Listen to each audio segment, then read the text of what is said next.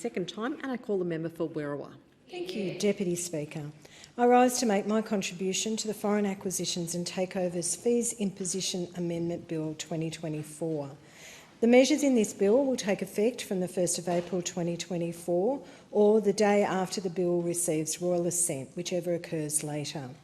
This bill, Madam Speaker, implements the increase to foreign investment fees announced in the 23-24 mid-year economic and fiscal outlook. It does this by increasing the maximum fee that can be imposed by regulation to $7 million to facilitate the increases being implemented by the regulations in Schedule 2 of this bill. As a result of the bill, foreign investors who applied to purchase an established dwelling will have their fees tripled. Further, all property owners who purchase an Australian dwelling after the 9th of May 2017 and leave it empty will have their vacancy fees doubled. And finally, new purchasers of existing properties who leave it vacant will have their vacancy fees increased by 6 times as a result of the tripling of the application fee and the doubling of the vacancy fee. Application fees for new dwellings, vacant land, agricultural land, commercial land and business entities will remain unchanged.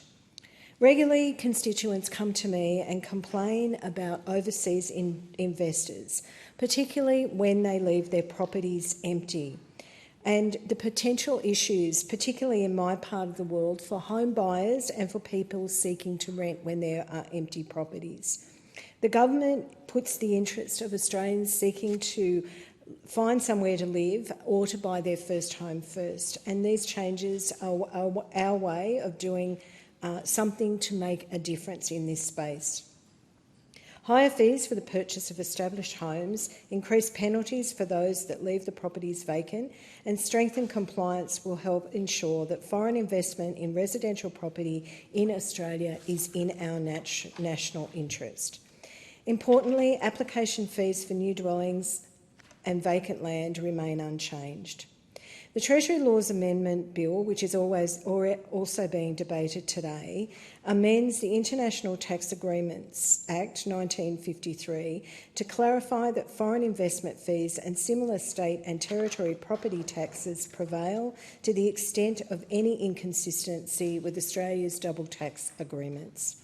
This will ensure that such fees can continue to be imposed on foreign nationals who purchase Australian property.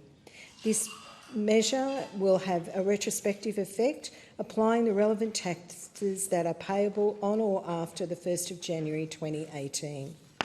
This time limitation broadly aligns with the statute of limitation periods under state legislation. I'm proud to stand on this side of the chamber to support the bills before us today and do so in the knowledge that the Treasurer is putting the interests of Australia and Australians first. This is also demonstrated by the recently announced tax packages, and it's demonstrated again by this piece of legislation, and I'm sure it will be welcomed by members of my community. I commend the bill to the House. Thank the member. The question